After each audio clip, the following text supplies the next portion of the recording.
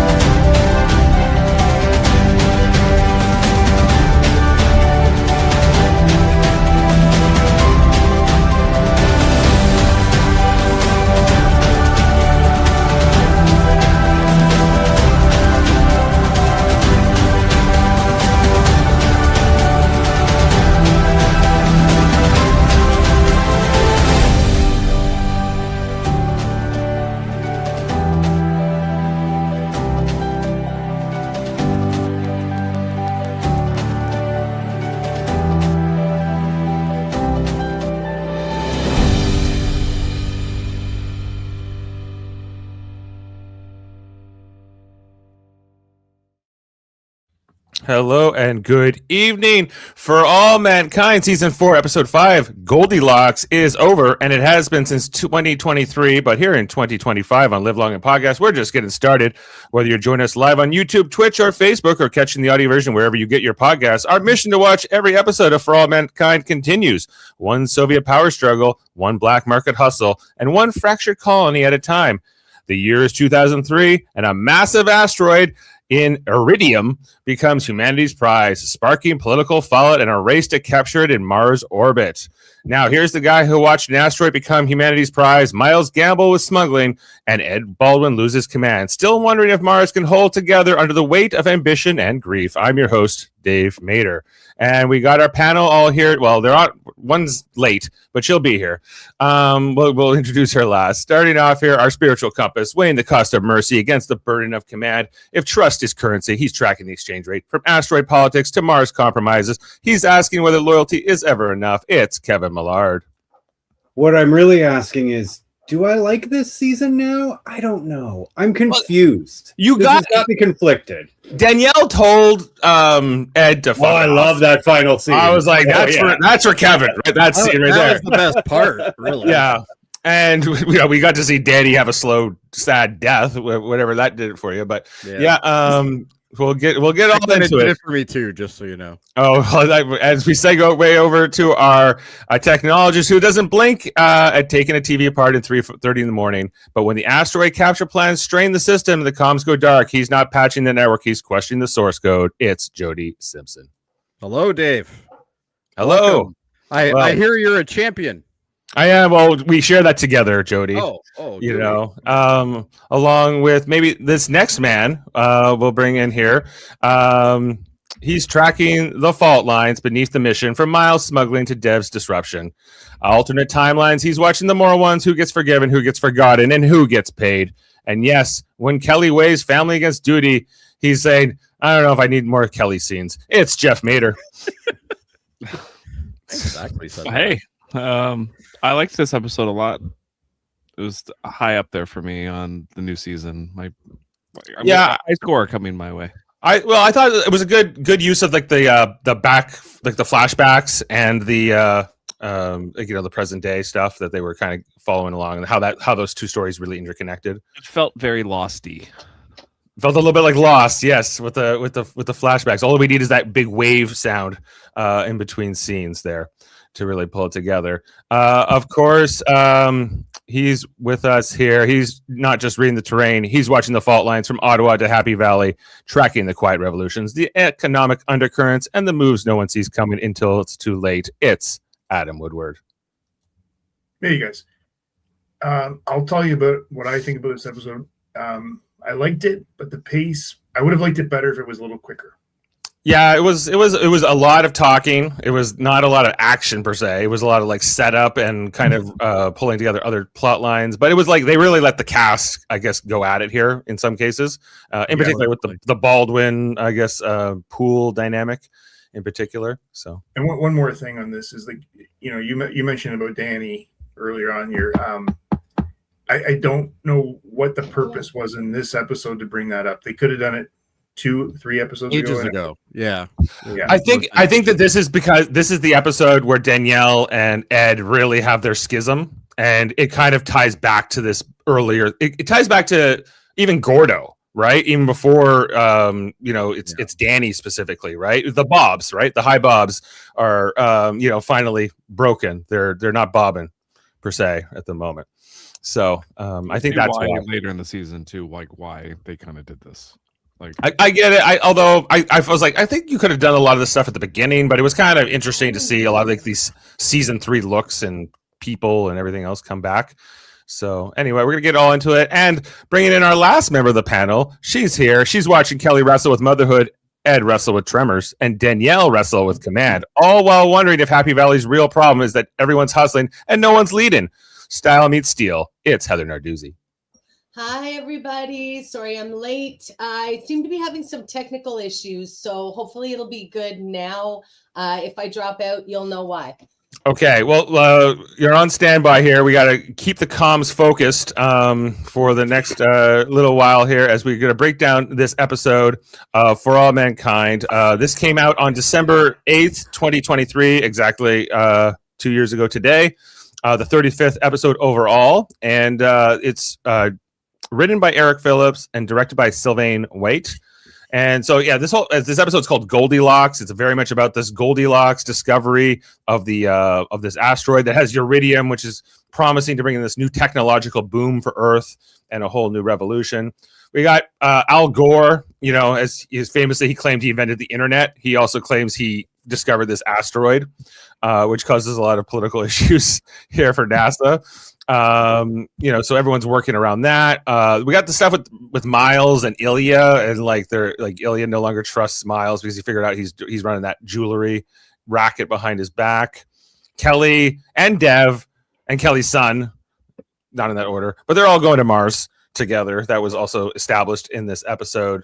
And as we've been talking about, Ed and Danielle, they are the Bobs are broken here. They she's telling him to F off. He's very upset with her, but he's all completely in the wrong, and a lot of that broken out here, and the flashbacks around what happened with Danny. So and that was like the saddest thing I think with me was all the stuff with Danny. I hadn't seen him in a while.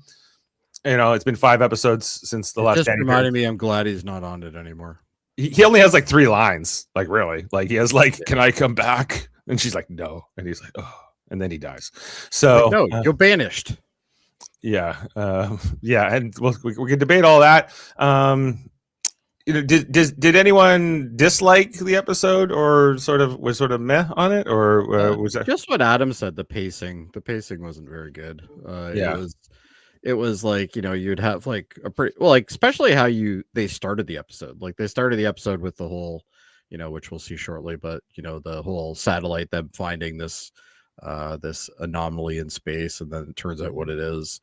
But you have that, so it's kind of exciting, and then you go into let's talk about feelings, and then let's talk about how her kid needs to come with her because he has all these weird respiratory issues or something, probably because he was born on Mars or near Mars. It's kind of an interesting thing that they set up here is that people born on Mars could potentially be more climatized to Mars. This is they do this in the show The Expanse too, where people born on Mars or in the asteroid belt stuff, like they're because they can't even go back to Earth. Like they pretty much have to live where they live after that because they would die. They have the same problem that what's her name has in the Orville, where gravity's different. Right, the gravity sort of it's sort of because when she leaves her home planet, she has to choose whether she can ever go back again, right?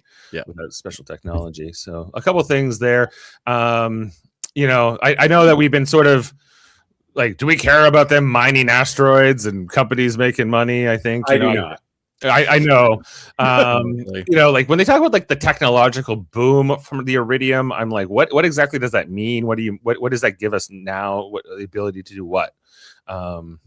Not just make money. I think that's more what I want explanation on about, what's the next step here. I guess is because they've been setting up that like, NASA's budget got kind of gutted by Congress, and maybe a new revenue stream here for NASA is what they're also trying to. It sounded like a whole revolutionary for the whole of America, and the world. But I'll have some fun facts on what the uses for iridium later. Right. They reference it in Star Trek all the time, like iridium ore, etc. But I never really give it much thought. There's a good chance you have iridium in your car. That's one of the options. Right. And it mostly comes from Russia, which is also kind of discussed in this episode. Well, little fun fact ahead of time. If you have a spark plug, you got iridium. Yeah. Okay. So all spark plugs have iridium. Well, all the good ones do. Yes, good ones. What do the bad ones have? Not iridium. Okay. Dilithium. Lithium? Dilithium. Well, that sounds pretty good. Or trilithium. Very unstable. Like no iridium. No iridium. Yeah. This is a half iridium, really. You have no iridium. You bought them at Walmart. Yeah. Like I was left with by the end of the episode really enjoying like how they set it up with like I think the Danny reveal, everything with Ed and Danielle in particular really stuck out for me in this episode. The stuff with I'm just glad Danny actually said something to him finally. Like Finally. It takes forever for her to do anything. The stuff with Dev, I don't know. Like that was harder for me to really get into. Mom thing and all that. Yeah. Him and his mom and his culture, and him going to like that super Kenyan like decorated room, which I was like, this is like they're going full in on the decorations here. Having a festival or something. Yeah, So, but like him and his mom's dynamic, and how we find out that when his parents split up, he lived with his dad, not with his mom, and that caused some friction with them because he's pursuing his dad's obsession. So, according to her, so we can break that down. But like even though I think the actor does a good job, there's that one scene where Kelly, he won't even look at Kelly; he's just looking at the window, and we only get to see him there. Yeah. Oh, and the scene with Karen comes back in like the form of a video throwback here, a message she sent to Kelly, presumably, in the last days of Oh, Adam, you're my favorite. What about that? He's like, Who cares? Again. Who cares? You know what? I wanted to know about Danny 3 episodes ago. I would have liked to see with Karen 3 episodes ago. I agree. They made us wait. I don't know what to tell you. I really wanted to talk about the whole idea of them deciding justice on Danny with no input. Like, they killed him. If you're going to make me wait this long, he didn't just walk out and commit suicide. Ed killed him and covered it up. He told Ed about the affair. Ed killed him and covered it up. That's what I want if you're going to make me wait. Yeah. We'll see. We'll see. It's got to be a little bit of a spicy death. But you know what? I don't want to talk about it anymore. They had their chance. they had their chance to have their big fist fight, and it never happened. Karen died. Let's move on. Or maybe there's a cover up here. We'll have to see. Yeah, but like even though I'm not a huge fan of Kelly sometimes in this show, I thought like her watching the message from her mom was strong in her reaction. It was mostly because of Karen or what's her name, the actress? I forget. Why in her right mind would she even attempt to go back? Because she's looking for all life. the crap that she's dealt with. What about that aspect of the show? She's seeking out microbial life on Mars. Yes, I don't care about her story, but her mission is the one I want to see. Yeah. Right. Yeah. I'm sure but we're going to see her carrying on the proud Baldwin tradition of being a shit parent instead. Mm-hmm. She's like, well, I'm going to go. Like he's like, for how long? A year? It's like when I go on a business trip. Really, it's a little more, especially when your heart though. When he says you're mind. never coming back, like Poppy. Dev is just like, why wouldn't you go? Like, forget the kid. Well, she's already been to Mars, so kid. This is Adam saying this. This is amazing. This is a kid that doesn't have a father. Doesn't have a father. Only really has her mother. Has his mother, and then his Russian grandmother. I would stay. Like if it's this. They're going anyway. You can do a lot of things virtually. The last time you were in space, they strapped you to something and shot you up. Right. Don't go back. While pregnant. And she was So find But another the thing guy and have is- another baby. Yeah. The only reason she has to go is because Dev wants to go early. Like he wants to go to Mars. So that he's forcing her to go is the only reason she has to go early. So she wasn't even planning on going at all. She was going to do all of her stuff from Earth. And I think Right? you guys are getting it all wrong because the spiciest scene in this episode for me was Deb and his mother. Like that was some harsh words between the two of them. Oh yeah. Oh, yeah. He's like, card if you want some money. And she's like, she just tears it up or whatever, crumples it and throws it on the ground. I want your I don't money. need your damn money. Yeah. And he doesn't want her judgment. He just, wants, I don't know, his ambition. Like that was kind of the issue there with I Devin's did like mother. the fact that we got to see him upset though, which is something that you only ever get to see anger from him or, just or like just borderline like a boring. petulant sort of attitude, but like, which is kind of you what's see him kind and of he's coming through. But- crying, and he's clearly devastated by what's happened recently, and it's like, oh, okay. Well, when I look at Dev, I mostly feel sorry for him because he's this brilliant guy, but he's also he's become a recluse. He has really has no family or fun. It seems like in his life, he's kind of like the quintessential sad old billionaire who's just kind of he doesn't know what to do with his life. So I think going to Mars is like his midlife crisis here, where he wants to do something. But you know People what? like Corvettes. Is he the Some people do CEO that. of the company? Yeah, you see, Yeah, because he He stole cannot it do back. this. he cannot do this, right? Like the board will get rid of him again. He's gone. He's not a CEO anymore. Yeah, he can't be a CEO for Mars. No. He's the CMO, Chief Mars Officer. Yeah, and he also tells his mother, "I'm not coming back from Mars." Right? Yeah, Or he's like, staying It's there. true. yeah. So, He's gonna just stay there. There's nothing on Earth he gives a shit about anymore. Mhm. He just got girls, coming up on his beach, and he's like, "Get out of here!" yeah. Get your Number one, surfboard. if I own a You beach, know who that was? We mentioned Lost earlier in the intro here. That Mhm. was, I think that was Tanya Raymond who played Alex on Lost. Oh wow, that's cool. Alex. Alex, Why do we like keep Ben bringing up Linus' daughter, Lost? Alex. Yeah, Ben's daughter. Ben. Why do I keep bringing Oh, up yeah, Lost? you're right. I think it was. Now that not a you fan. like, but that was like 15 years ago, I guess, right? So that I show. rewatched Lost last year and I really love her. So Mhm. I clocked her right away. Did you make it past season 2? Of Lost? Yeah. Yeah, I love it. I got Lost is hooked in great, season great. 3. Lost is great right up to the end of season 5, and then season 6. Yeah.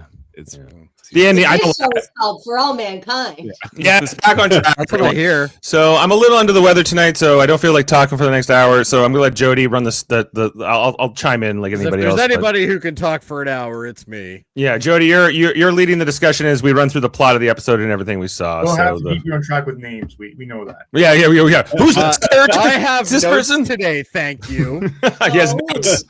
Now, right before we start, I noticed, Jody, you're wearing a Nova Scotia hat, and I would like to congratulate begrudgingly the Nova Scotia champions of the Legends Bonspiel.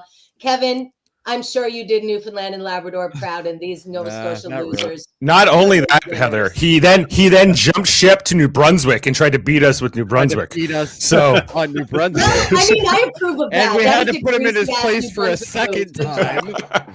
Yeah, well, but in the first the game on Friday night, Nova Scotia, Newfoundland, Kevin stole 4 on me in the first end, and it was a real battle. So Kevin! Okay, Yeah, go we on, still won Kevin. though. barely in the end, but Barely, yeah. Wins Yeah, win, it came right boys. down to Wins the win. last. right. But we had to Wins climb one back loss. from that deficit. So anyway, Jody, the floor is yours. All righty, well, let's get on into this. I'm all in it now. All right. Give me 1 second. I just got to get my stuff sorted out here because I can't see any of you guys while I'm doing this. What's that little smudge? I can't see it. I don't know, but when we get closer, oh, look, it's a satellite telescope. Forgot this is All called the Thomas Paine telescope in this reality, not the James Webb, but it's basically. Right, that's nice. It looks, Yeah. I don't even think it looks like the James Webb telescope. Oh, it does. When you look at it from the that part. With Oh, that yeah. dish. Okay. Yeah. Once you see the other side there. Yeah. All right. Well, anyway, that's the telescope. And apparently it's taking some pictures of stuff. because that's just what telescopes do. And at that point, we end up seeing that they're transmitting back down to Earth, which obviously was what the satellite would be doing. And fun fact, I went to this place, the Goddard Space Flight Center, from our Vashel friend Trevor Graff took me through here when they were building the James Webb Telescope, before it launched. So I got, but it wasn't a flight center. It was just like where they build satellites and other stuff like that. Yeah. Well, this is a different universe, Dave. So now it's the flight center. Right. I guess. It's but anyway, though. Yeah, all these scientists and all these eggheads, they're figuring out what's going on with this telescope. They're like, look at that. There's a little dot there. Well, turns out that little dot happens to be a big satellite. She just smudge it off the monitor too? Or yeah, more importantly, she did enhance a bunch of times, clearly. Enhance. And at that point, she now has a big blob of white, which turns out to be an asteroid. They decide they're going to everybody now gets news of this, all the different factions, and it's been assigned 2003 LC, and somebody else also nicknames it Goldilocks, which is where we get the name of our episode. But basically we find out that this is, do they actually tell us what the composition is yet? Well, they just know it's made a lot of metal right away. They can tell, they can tell by the denseness of it or whatnot. But turns out it's full of what is it? Iridium. Iridium. There you go. So at that point, they basically are all looking. Oh, look! There's that lady that we don't like looking at. All right. Anyway, Margot. Well, I think it's interesting with Margot and Irina for me. Is that her name? Irina. Irina. Yeah. Like I don't know. They seem to be working well together. I guess is one thing you can take from this scene. They have similar management styles. Yes. They both look at pictures very well. But can Irina draw a circle and label it moon on a chalkboard? She can do it in both languages now. So true. Now she can do it in both. Yeah. And we see how all the different, the different agencies are reacting, such as obviously this. Oops, I think my bar's still there. Sorry, guys. Why is this not leaving me? All right. Anyway, top right corner. There we go. Now it's gone. All right. Anyway, so we also see Dev over at the Helios headquarters there. They're looking at it. He's figuring out what's going on as well. And then, of course, we go back to the U.S. Space. And then we find out, iridium, very rare of Earth. We already control most of it, which is true. The Russians do. But apparently this is, what did they say? It was worth something like 35. Yeah, it had $1 trillion or something. This one asteroid has represents all the iridium on Earth times I don't know, like an absurd number. Like it was times 3,000 or something like that. Right. Yeah. But wouldn't that immediately make it less valuable because you're going to be adding all this new supply to the market? Would. Well, yeah, but if you control it all and you only release a certain amount into the market, then you can control it, right? So I guess they're going to have to build some sort of space storage compartment that they could just kind of leave it there and with a lock and key and then only release what they want. Right. And they know they want to get it, and there's this limited window. And we saw in the very first episode they try to get an asteroid and they completely fail and people get killed and so hopefully they don't use wires this time, because wires really are the way to get killed in space. That's what we've learned from this show. And we also see our Jeff's favorite character, which is what's her name? Alida. Yeah, according to that douchebag that comes in from NASA or wherever he's from. Alida. But anyway, so actually she's not as annoying as she was once. No, she's much better now for sure. I think it's really just season 2 Alida is the trauma of us. Season 2 Alida is peak. Why is she here, Alida? Yeah. So everybody's crunching the numbers, and somebody has figured out that it's 70,000 metric tons of this metal, which is used in various things, which we'll find out in fun facts what that is. But anyway, we also see how the U.S. is and the guy from Home Alone, he's like, wow, that's a lot. He's happy Hanukkah, Marv. That's what he was thinking. Basically, yeah. He's like, I can retire and never have to see Kevin McAllister again. All right, but anyway, so then of course we have Discovery of the Century. All the news stations are covering it. We got everybody bumping in, including the this. I love how nothing in this universe is top secret.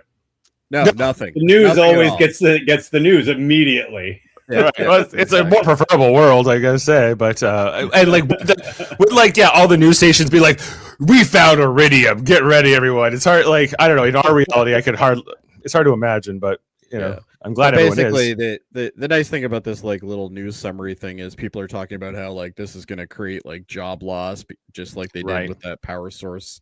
Helium. No, it was that guy in the bottom left. He looks like a typical Foxer right there. Like oh yeah, well that's if you notice it says Eagle News Channel instead of Fox News Channel. Yeah, you got the version of CBS, the version of Fox News, the CNN backwards, which is just NNC, and then more Eagle News. And then we have even more coming up, including the Koreans are following this as well. The Polish are as well, you know. So they're the other M7 nations, all the others, the League of Non-Aligned Worlds. If we're using a Babylon 5 term, we're not. Okay. All right. Anyway, so the episode is called Goldilocks. We want to use words people understand, Dave. Okay. Only 7 people in this world understand what you just said. All right, but anyway, and of course, this is For All Mankind. This episode was written by Javon Robinson and directed by Sylvain White. What a name! All right. So anyway, right at the end of the teaser, there, I was like, this episode is going to suck. I hate this premise. I hate it's this asteroid. It's if you think it's going to bring in a new wave of technological advancements, you are eating the propaganda. That's it. It's nothing. It's to make money. That's why they're all excited. I disagree with you because I was excited they finally had something to do in space. Yeah, but this, I mean, asteroids. Only if it allow. I'm for it if driving this iridium is allowing them to build new spaceships to go further out or something like that. You know, like it's like a stepping stone to like the next frontier. I think that's if you can get to Jupiter for perhaps. What's that moon? There's a moon of Jupiter that is potentially has life on it, like underneath this. Yeah, or it's not Io. It's the second moon, but I forget the name of it right now. But anyway, that's where I want the show to go is like more like exploring the solar system even further out and. But I feel like season 4 is a lot like season 2, where like it takes them a long time just to get here, though, Dave. Like it takes a month just to get from Earth to Mars, you know. And I looked it up. Jupiter is like 4 times further away from Mars than Mars is to Earth, right? So it's a way the fuck out there. So it's it'll take at least Europa. Europa. That's it. Yeah. Nice. All right. So anyway, we see we're now in Happy Valley Command Center on Mars, and we're seeing how they're rationing. This is the flashback back to 2000, the 90s, basically. This is the flashback for sure. So with that, it's basically, you know, we see them kind of rationing all the food, and people right now are looking okay. Ed actually doesn't look so old anymore. You know, and you can see him actually. He's going kind of teaching he's teaching Lee, I guess. What is English? His name? Lee? Yeah, Lee. So he's teaching Lee English, and they're also learning Korean as well. So it's kind of interesting to see that. And he's learning it. You know, he's very happy with them. We never see the face of Defector Dog. I feel like that was a fake guy in the back there. We don't. We never see like the front of Defector Dog. It could be. It could be. It's very possible. So anyway, we also see that Danny is labeling these containers of food. This is the rations that she's going to take over to Steve. Stevens. Well, Mr. Stevens, actually, yes. Sorry about that. And so you see her, and she's packing up, and she's about to make her trip again. This, I guess, is the rations for a month. Yeah, here's all your food for 4 weeks. Yeah. You know, make it work. She drives it out in the thing that might be the thing that looks worse than a Cybertruck, but barely. Whatever they call those things. It was like, they made the trip enough times now that there's almost like a road forming. Well, and that's kind of something that would happen anyway, right? Like it's, you know, they kind of keep the same traffic because you know, like that's the safe spot to drive, right? At that point, so you just kind of stay and keep going over the tracks. So we see him, he cracks it open, starts eating his whatever that is, and I honestly don't think I ever want to eat it. Half a hamburger, basically. You know what it reminds me of? It reminds me of, you know, when you get the dessert in the Hungry Man's TV dinners, and it's that brownie. Yeah, it looks like that. No. Oh, I think it does. Sadness food, Jody. It is sadness food, for sure. And you see that Danny actually, when she goes and sees him, she obviously hangs out with him for a bit.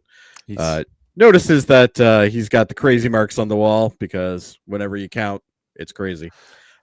We saw Lee was kind of motivated more, or had better spirits, and he was starting to despair. He was about to kill himself out here, right? Until Danielle and Kuznetsov like happened to roll up on him in this moment, and and Danny was already depressed and kind of not in a good place. We're talking about this. Like this is cruel and unusual punishment. It really is. It is. It is. Yeah. This isn't right. But this is what it is. But then we find out that it's actually just this is a dream that she's having. Yeah. And she just got woken up to one of her leads, I guess, or somebody. I almost learned this guy's name. He's from Helios. Palmer. Is it Palmer? All right. Yeah. Well, Palmer wakes her up and says, something great has happened. Something magical, or whatever. She's like, yeah, that's great. Why it's 1 in the morning, by the way. It's about to get to the part where like Danny gets killed. Or not Danny. Well, which one is it that's there now? Danny. Or no, Ed? No, the guy that's in the capsule right now. Stevens. Oh yeah, but it's in the flashback. Danny. Is it Danny, right? Danny, yeah. She was getting to that point in the dream where he gets to die. But anyway, she didn't get there. It's a memory, not a dream. But yeah. Well, it's a memory, yes. Yeah. Well, but she was sleeping, so it's also a dream. So stop correcting me, Dave. Or you? All right. Anyway.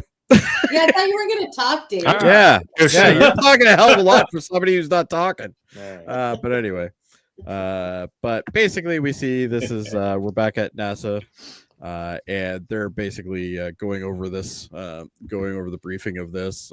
They've decided they're going to have to, kind of move some things around. Talking to Al Gore on the phone. They're talking to Mr. Gore.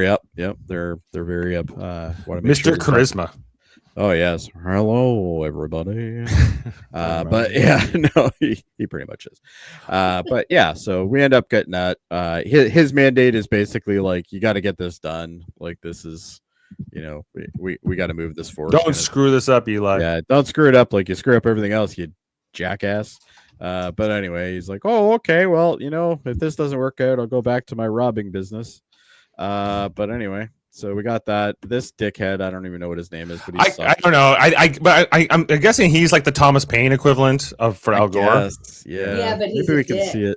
Yeah, he's a dick. See, he only has a temporary pass, so I guess he's just like a guy that shows up once in a while. They on this show, for some reason, they make it seem like Al Gore is more of a dick than Richard Nixon, which is bizarre, or Reagan.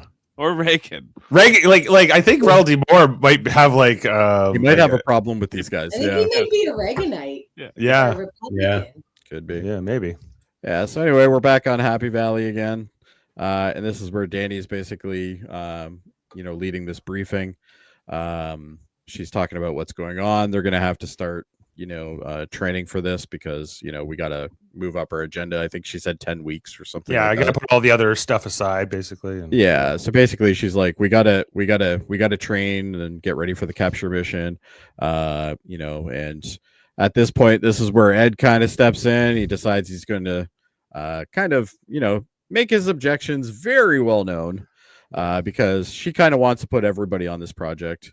But there's some things that obviously still have to keep going. Ed's questioning her orders in front of the entire staff. Yeah, which is a complete dick move, and that's kind of you can tell he's being a dick just by the way he's standing. But only he was eating an apple as well. If he was eating an apple, would have really if he was eating an apple, that would have been perfect. Yeah, absolutely. That is the apple posture. Yeah. Yes. And he's also pushing to stockpile argon instead of jumping straight into the mission prep. And obviously this disagreement between the two of them obviously triggers Danny to say, yeah, no, I think we need to talk in private.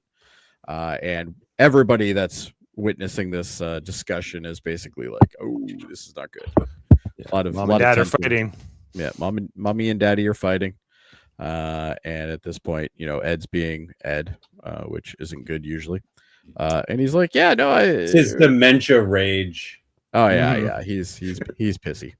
So doing too many bongs at night. Yeah, well, Yips. there's no such thing. But anyway, So anyway, she takes him out into the hallway, which doesn't look very. It's not super private, but no, there ain't no privacy going on there. Like, there's people right behind him. You can see that. But she was, he's pissed at her for everything that went down with Svetlana, right? And and this is months later, and it's that was the only piece Ed was ever gonna get, and she's gone now.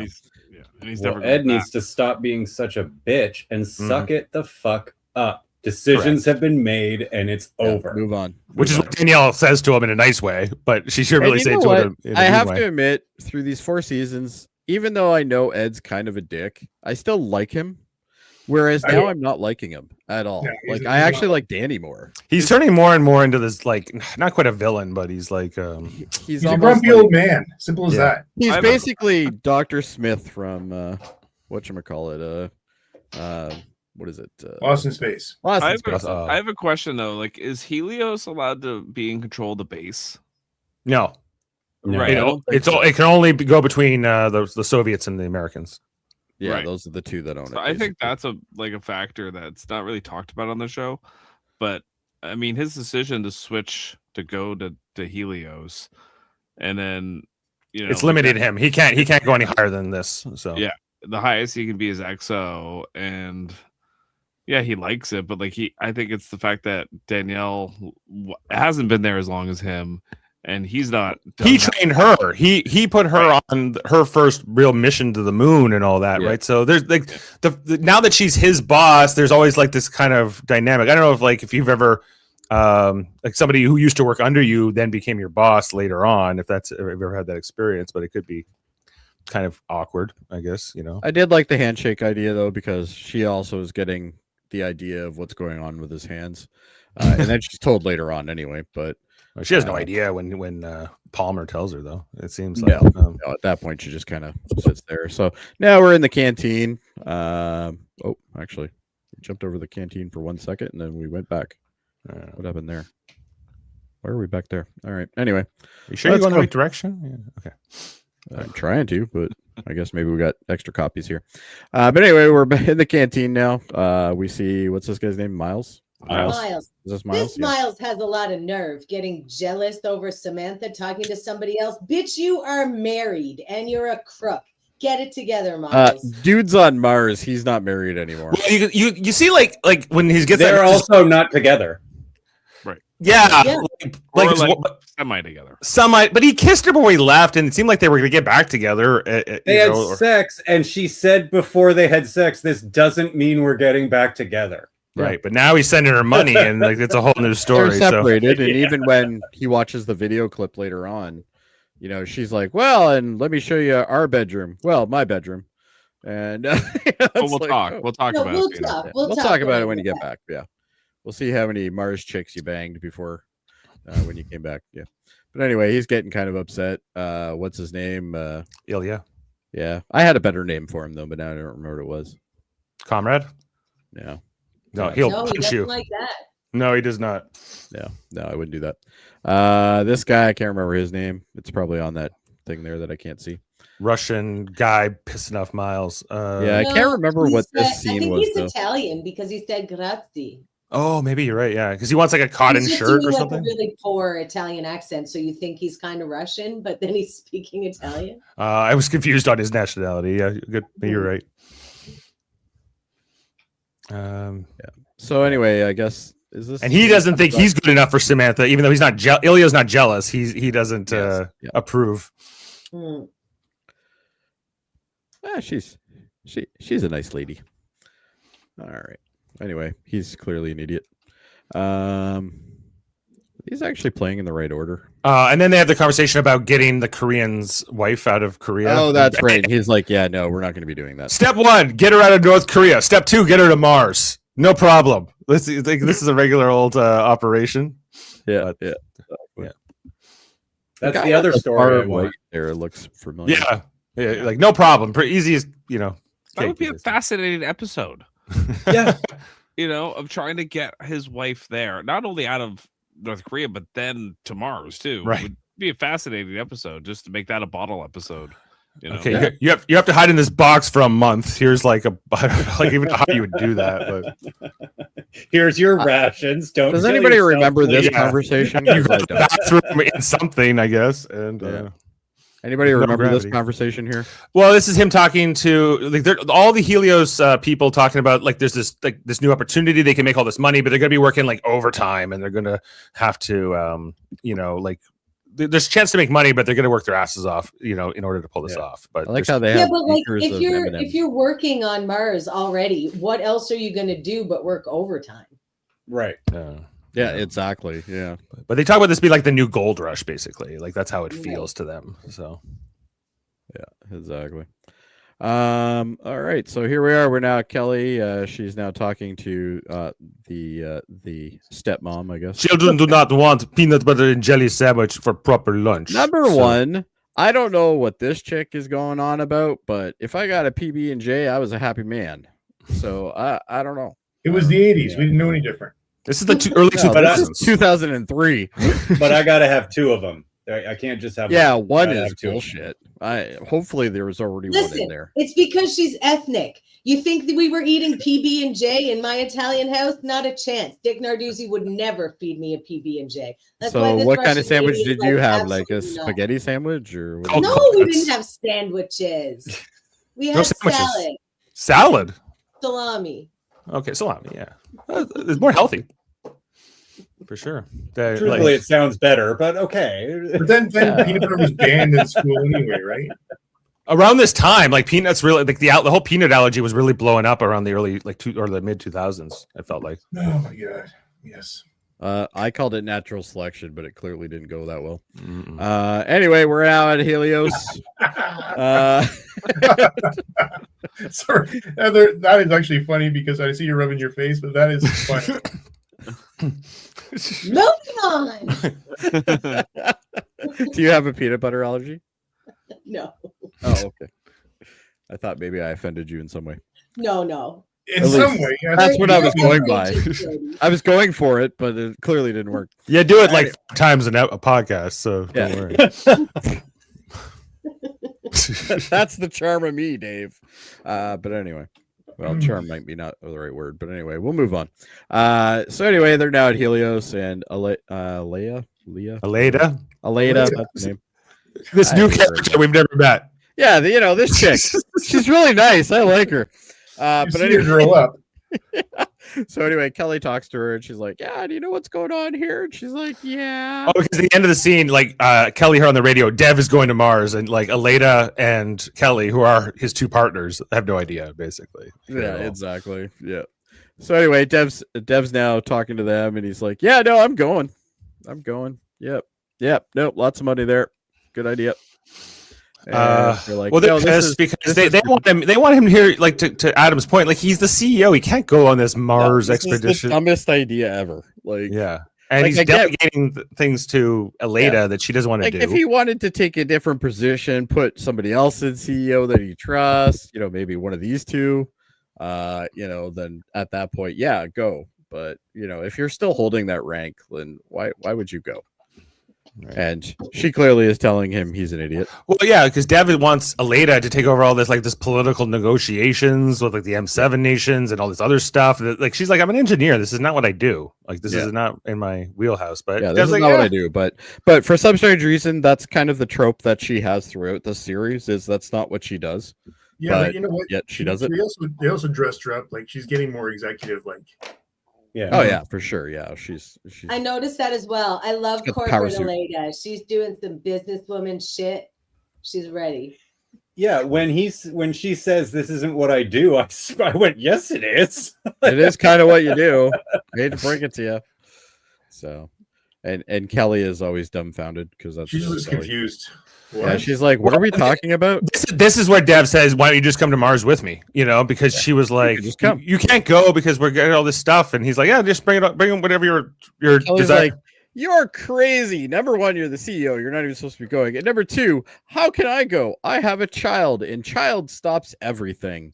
Right. But anyway, Dev just walks out on them. He's like, "Yeah, it's whatever. Don't come or do come, Kelly. Your I'll call." see you in a couple days. Yeah, He's- Cedar. Yeah, he's like, Yeah, I'm but leaving. Bye. First, he says it would be you've worked so hard. It would be a shame to fail at this point. Like, it was harsh. Yeah, What he said to her. Yeah. manipulative. All those That's things. that's Dev. He's always doing that, right? So Yeah, it right. kind of makes sense. So anyway, here we are back. This is we're back. Ranger. Yeah. This is Ranger here. Yeah. And I can't remember what Ed's talking about.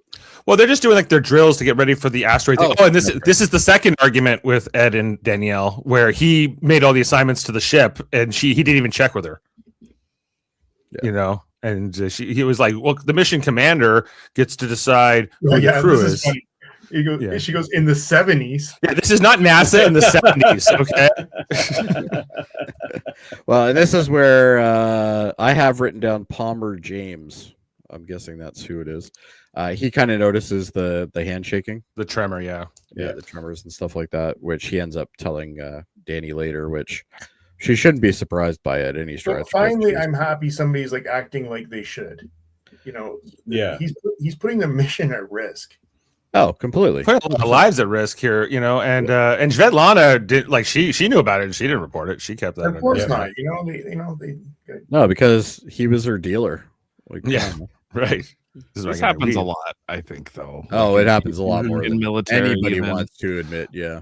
Well, even Danielle is conflicted because she wants to tell Ed off, you know, but then she's like got this long-standing friendship with him and this this dynamic that she's afraid to go she too has the harsh guilt and- of thinking that like he kind of gave her all of her opportunities, and it's like no, Maybe. she earned a lot of it. Like she earned it all, but you know, she doesn't look at it like that though. I don't think. I think there's something there, like you know, so she's afraid to go like full like. they probably authoritarian. found a dead body at one point together, and they have like this Yeah, bond, they like, did, Stand by actually, Me. yeah. Well, Yeah. I do think there is something to the reason why they're showing us all the Danny stuff with Ed and Danielle, because I do think that they are both responsible for what happened to Danny, and I do think Absolutely. that is bringing that, like, that is part of the elephant in the room. It's not just about Svetlana; it's also about what happened with Danny, and that they share that guilt and that burden together. And the grief, because I think like they both cared about Danny in their own way. Like, you know, Ed never really found out so far, at least hasn't found out about Karen and all that. And and Gordon. What does Ed always do with guilt or bad feelings? Deflect. throws stuff, breaks phones. Yeah. Breaks phones. Breaks phones. It's not my fault. It's your fault. Men of that generation were only allowed to have two emotions: rage and rage. Yeah. Well, and there was the drunk. Don't forget that. Happy drunk, maybe. That would be probably be it.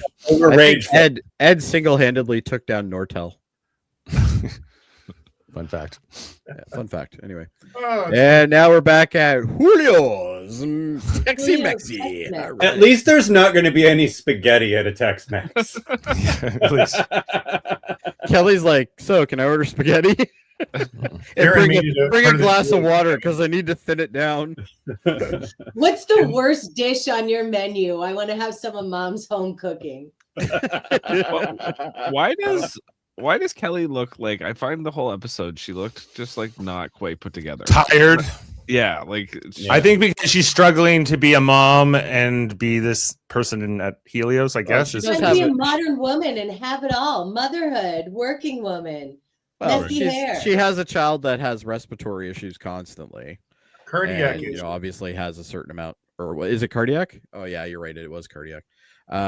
But yeah, like she's got all those issues, so maybe she's up half the night and stuff like Right. that. Like maybe that's part of it. Like, because Elena has three kids or two kids, Two kids. two Two. kids. yeah. But her husband does all of that. She That just is goes fair. to work and yeah, takes apart he's a clocks in house the middle he's of a the house night. husband for sure. I know there's a scene where she's in the kitchen and there's just like a full spread and he's cleaning and he's cooking and she's just like enjoying. Like, I'm like, this is that. She's taking business great. calls. Yeah, she's taking business calls. But like, this is nice. Yeah, I don't really remember what this. Well, this There is wasn't what much in this, yeah. they're kind of pumping each other up. On one side, you got Kelly here saying like, "I can't go to space and do Mars," but then Aleda's kind of pushing her like, "Maybe you should do this. Maybe you should take this chance." And Aleda doesn't want to do all these negotiations and things, and like she can't see herself doing it, but Kelly can see her doing it. So they're kind of like Exactly. they kind of have a decent dynamic, these two, even though like you know, like sometimes I'm not as a fan of them individually as much, but like they definitely have a decent relationship here. That's worth applauding. Yeah. There you go. So, well, in this scene, she kind of says to her, like, you know, your kid will forgive you. They're resilient. You know, they're gonna hate you. He's gonna hate you anyway. Yeah.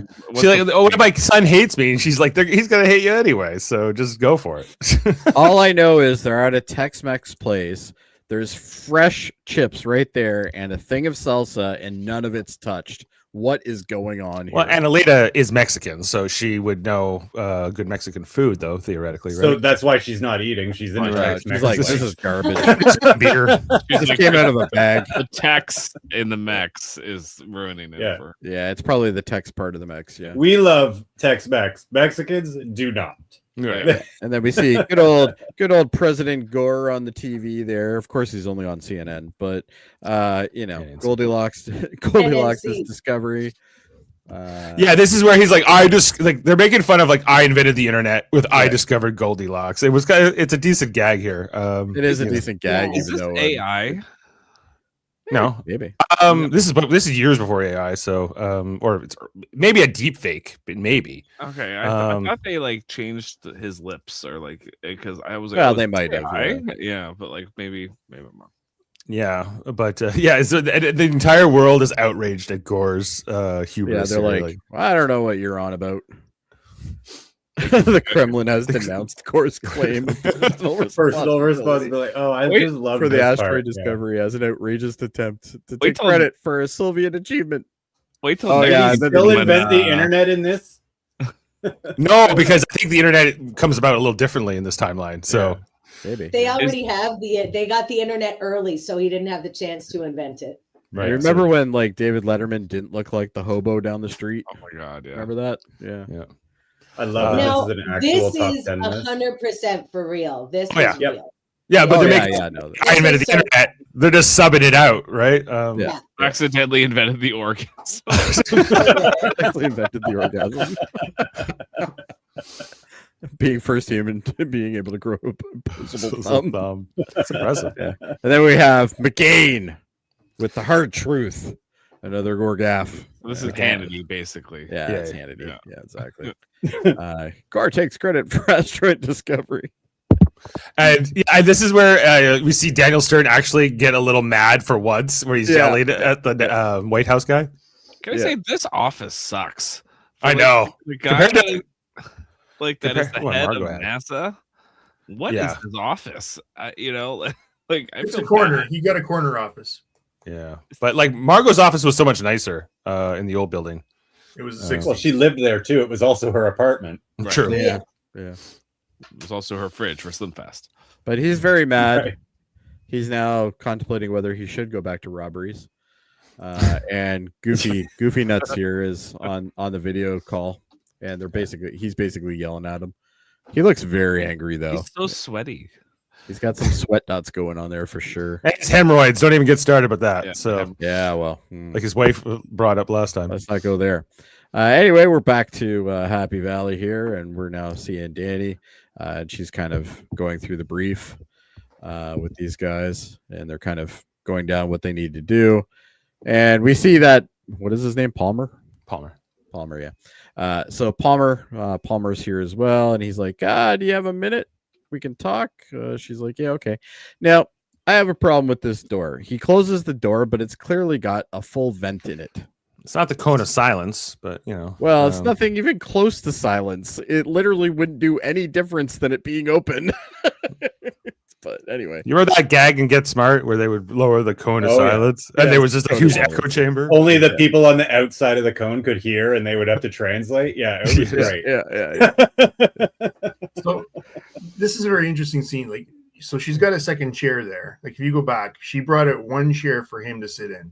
Mhm. Yeah, and she's sitting on the desk. She decides to lean against the desk. Yeah. I think it's the only chair she has, so she gives it to him. And then No, there's a second chair. If you go back to your other picture there, And she could also sit on her bicycle, theoretically. right there. Oh yeah, there's a chair right there. Yeah. Yeah. So, but anyway, so he basically says, you know what? Yeah, I've been seeing some tremors and Trevors. Well, we know Uh, that he's super loyal to to Ed too, right? And this is a big kind deal of for odd him. to see him doing this. This is a power move. He's coming for that exo job. Yeah, he wants it. He knows. He knows his time's numbered, so it's like, oh yeah, no, I'm gonna get in there. So, but anyway, she's upset with this this news, even though I think really what she's doing is putting together all the things that she already knew. She just kind of clued into it better. But anyway, so then we get the flashback back to I think she's going, I cannot avoid this confrontation. I was just going to say this. Yeah, exactly. That's a you good you point. get that point in news where you go, I have to act on this now. I have to do something I really don't want to do, you know. I still want to say, and I can't stress it enough, that Danny's hair is so non-consistent. I have no idea what they're doing. Changes like Chia Pet style. It's They're like, like a little bit more gray. She's like, nah. And then next thing, like I can understand in the flashbacks, makes perfect sense, but it's So anyway, but we see her. She's labeling. The scene's important too because we see that like she was taking her own rations and giving them to Danny. Like, and she was starving herself even more than the rest of the crew, who were all starving basically in those like year and a half they were waiting to come get rescued after Kelly was sent back to Earth. Because she felt. How do you feel about this shirt, Dave? I felt bad about what you did. This pullover. The pullover is much better than the undershirt, but like let's stay on track. But yeah, You see Ed in the background there though, walking by. And like, they did a really good job of making Danielle look like really hungry you and like you can see like the bags around everybody's eyes, especially when you see the scene later on with all of them. Mm-hmm. It's which hopefully we got some screen caps of, but like everybody has got the sunken eyes. They all have that the look of malnutrition going on here. So anyway, and he watches her as she's leaving. No words said between them, but they're just. I think they're both feeling, I think, conflicted about this whole exile of Danny, but they don't want to undo it. Yeah, so, neither one of them wants to undo it. Yeah, because they're worried about what the other one's going to do. So here we are with NASA's Cybertruck, and then she shows up to see Danny. Danny, you know what? He's got a fairly decent beard for a guy who probably doesn't have shaving utensils even. But who knows? And we see the picture again of his wife and his child. And of course the control panel with all the Korean on it. And she basically talks to him and he's like, yeah, no, can I come back? Like, I'll just stay in my bunk, he says, like whatever it takes. I'll just stay in the bunk. Like, in prison, like when they put people in solitary confinement, like it's considered to be a very extreme thing to do, right? You have to put the most violent, uncontrollable people here, which Danny's not. Like he did do a lot of bad things. He got people killed. He was a complete creep for sure. But does he deserve this? Like, you know, it's well, and I think it was Kevin that said earlier, you know, how it's such a cruel punishment, right? Like it's terrible. Like, no, last episode I was for this. Must have been somebody else who was much nicer. That was me. That was me. Oh, that was when I said that, I did not realize it was a year and a half. That's a long ass time. That's a long time. It's too much. It's cruel. Like you know, if they did it for a couple months, I could understand it. But this is a year like and a half, literally torture. You can't, and then you can't even bring him back. Like at this point, the guy is probably messed up beyond. Yeah, like even if you brought him back now, he probably is even more of a danger. Because you're starving him and you're isolating him, right? Like, you know, even he's like had people no social interaction at all. He's barely eating, and he has nothing to do but sit there and stare. Like, just bring him to the base for a day just to like socialize them a bit or something. Like, there's things in between you could do, but this is like in the Geneva Conventions from Prisoners of War. You're not allowed to do this. Yes, this is awful. So this is my issue. Gives him a Bible. She's like, just read the Bible. Yeah. Number one, Jeff. Those are suggestions. Yeah, the Geneva suggestions. We are Canadian, so they are suggestions for us. But the Geneva Convention only applies on Earth. But fair, okay, but But the point being, guys, is like like I didn't like Danny. I wanted Danny gone, but not this way. It's awful, and I don't like. I like Danielle, and Danielle's being the moral compass of this show, and now she didn't do anything about this. She didn't fight. She could have went back to Ed and said, "Look, we got to bring him back, right?" You know, and at least have that argument with Ed. But she doesn't even want to do that, you know. And so, she doesn't try at least. Yeah. And meanwhile, Why doesn't she though? Like that's a good question to ask here. She doesn't seem to want to bring him back. Right. Yeah, I think she's At mad all. at him too. But like, how did the other people who weren't necessarily like the two cosmonauts and like the rest of like the Helios crew, or maybe who may not have had as close of a or as much of an angry reaction, although they all lost friends and in what Danny did, he got people like seriously killed, and like they would be angry with him for sure. But at some point, you gotta go. Oh, how's the doctor, the Russian doctor, not like he would know? Right, like he would know the psychological effects, although he is, from a country that. But I'm wondering, guys. I'm wondering if the only person going over there is actually Danielle. Right, she's the only one who ever sees him. Well, I think it is. I think she is the only one until Ed comes that final time, right? Yes, because when they're out of food, they're like, we have no more food to bring them. Yeah, we got nothing. But now my question is, are they out of food, or is this just the last they're giving Danny? I think they're out of food too. Like I think they're out of food because you see them and they're all like very malnourished and stuff because they had to wait, right? Yeah, they had to wait for the next transport to come back. But anyway, so let's go back to Earth for a minute here. In present day, Kelly's son's bedroom. That sounds weirder than it should be. But anyway, we see obviously he's very obsessed with space, which obviously would make sense. And of course, he's playing with some stuff here. And she's just kind of watching and relaxing as she's pondering her idea of does she go or not. And she's talking to him, and he's like, do you want to play with me? And she's like, yeah, but later. Yeah, I'll play with you right now. Like if your mom was going to leave for a year, how would you react? As a parent, because like Prue asks me this question all the time, do you want to play with me, Daddy? I never say yeah, but later. Like I just would never say. You either have to do it or you have. I always say yes, of course. Because if you can, you can. Yeah, absolutely. Yeah. I don't know. It's just one of those things. Like, well, there is as a parent though, there is times when you can't. Yes, of course. Like, I get it. But yeah, she's very direct with them. But I think that also comes back to the parenting style of the people who raised her. So she's already a better parent than than a bike, kid. What's that? I said get someone else to teach you how to ride a bike, kiddo. Yeah. The Baldwins are not good at it. Not Grampy. Don't get him to do it. Right. But anyway. Yeah, so this was a nice little scene, I guess, for the most part. He runs off, goes back to and cries. And grandma. Goes to grandma. It'll be okay, little one. It'll be okay. And she's like, I'm going to kill you. She does not like Kelly. No, she's never liked Kelly. I feel like rightfully so at this moment. Yeah, which makes perfect sense. So now we're back over at Helios. And Aleda is... did I get it right, Aleda? Yeah. Aleda, yeah, got it. There you go. I got it right finally. Only took half. And then douchebag McGee comes in. Douchebag McGee. I like that. Could they not have made this guy more unlikable? Like, it was an impressive performance. Like, what was the casting call on this? Can you be an absolute douchebag? If so, we need you. Yeah, he does it in like 3 lines. It's amazing. Yeah, I can't even remember what he says too. I just remember being angry about it. He's just like. He calls her Lida. He calls her Lida first. Yeah. He asks her why she hasn't done all this work she doesn't know she's supposed to be doing yet. Right. All kinds of things like that. He's basically clearly middle management. That's just how they roll. And he also has that. If you look at his belt, that tells you everything. You can always judge a man by his belt. All right. And that's one of those braided leather belts. It's garbage. Trash belt and the no tie corporate. What kind of belt do you wear? I'm curious now. I actually wear. I won't show you right now, but show us, Jody. Show us your belt. No, because then you have to see my belly, and nobody wants to see that. But anyway, I normally wear a nice non-studded full leather belt.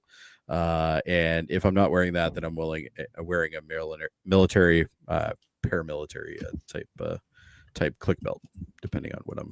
It was almost as exciting as the talking about the polo shirts. Thank you. I enjoyed that. And we will now conclude belt talk with Jody. This is this guy's uniform, so this is fair game. Yeah, this is fair game. The shirt's okay. That's it. My problem with him was not his wardrobe; it was more the way he acted. But you already know he's a douchebag just by looking at that belt.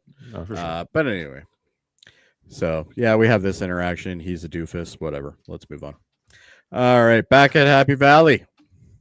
And we see Miles is getting the home tour from the new house that his soon-to-be ex-wife, I'm guessing. Well, she's hoping not to that. She's hoping, like, all this money you sent us, now they can get their own place. Both of their daughters can have their own bedrooms. Like, it's a big deal. It's fantastic. And she still is like, yeah, but you ain't getting none. And he's kind of a doofus, but anyway, whatever. She shouldn't get used to the money either. He's going to get caught. Oh, yeah, I know for sure.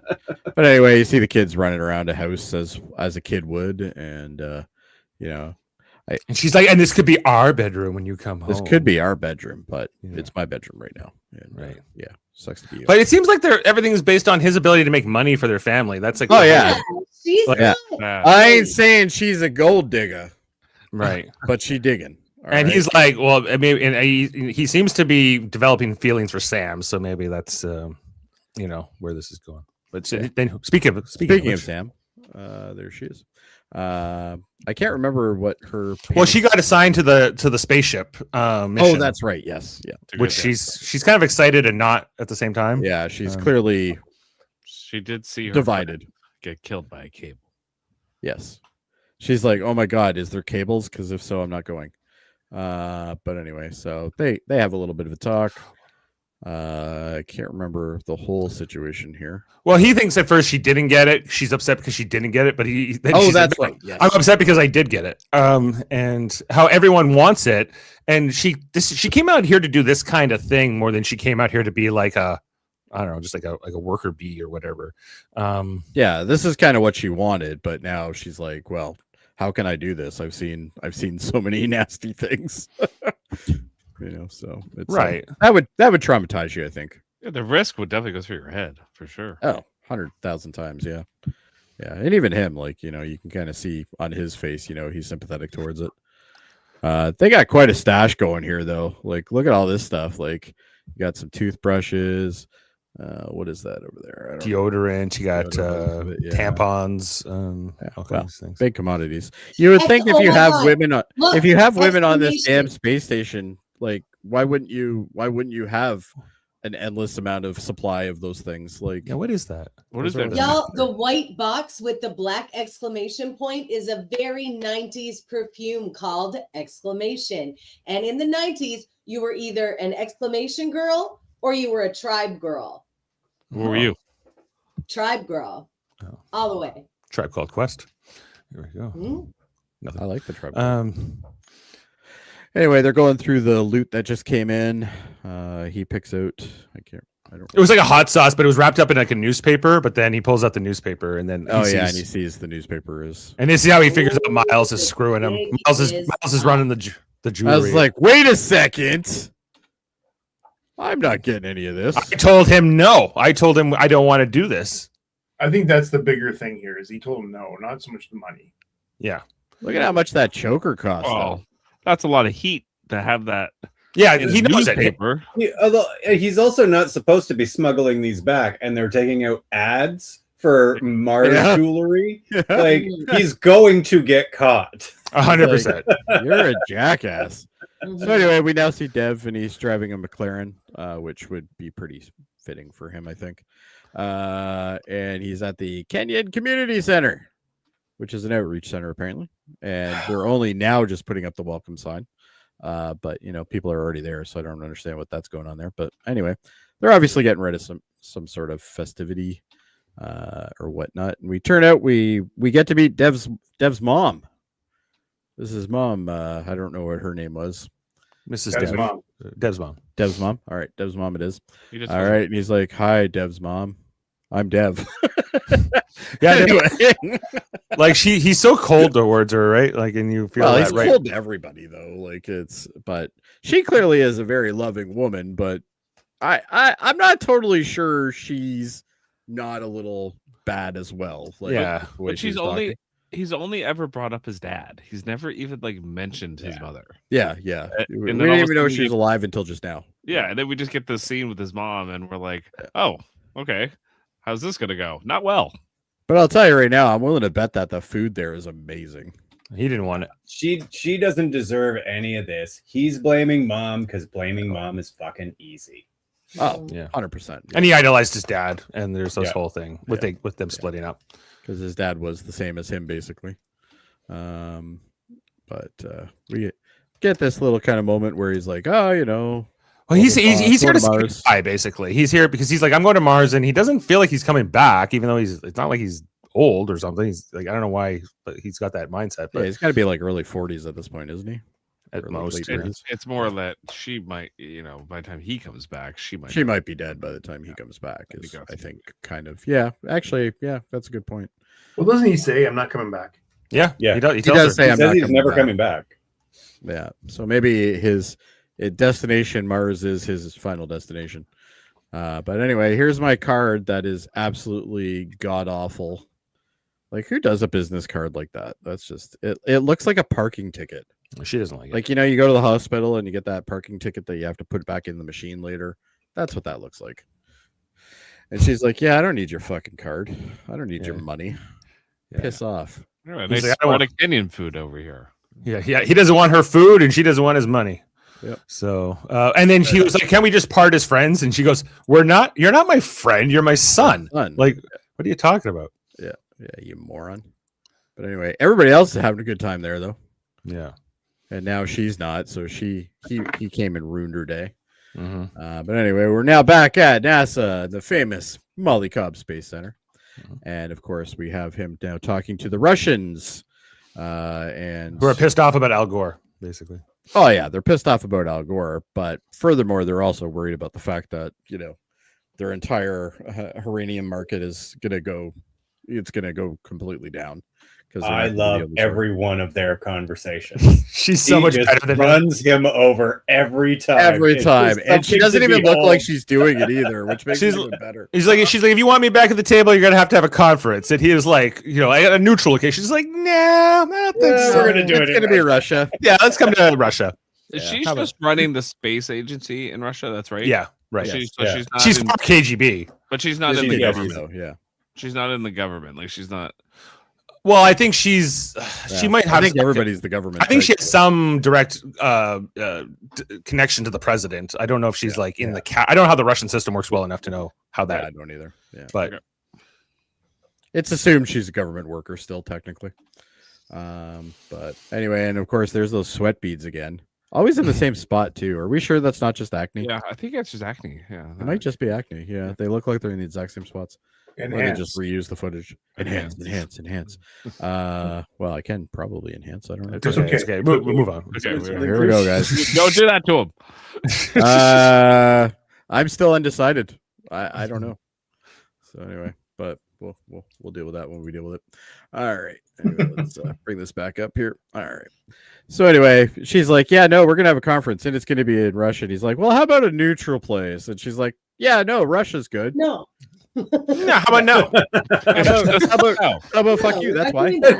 He just caves immediately every time. Oh, that's I how love it. that's good. There's Yeah. like no backbone on this guy. She's at like all. the Joe Pesci.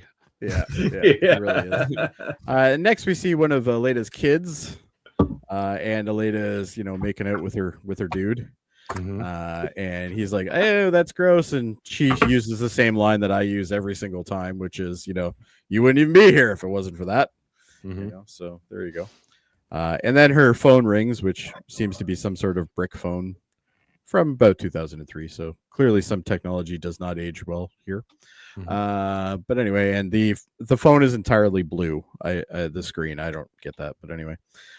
So she ends up finding out. Oh well, what was this? This was.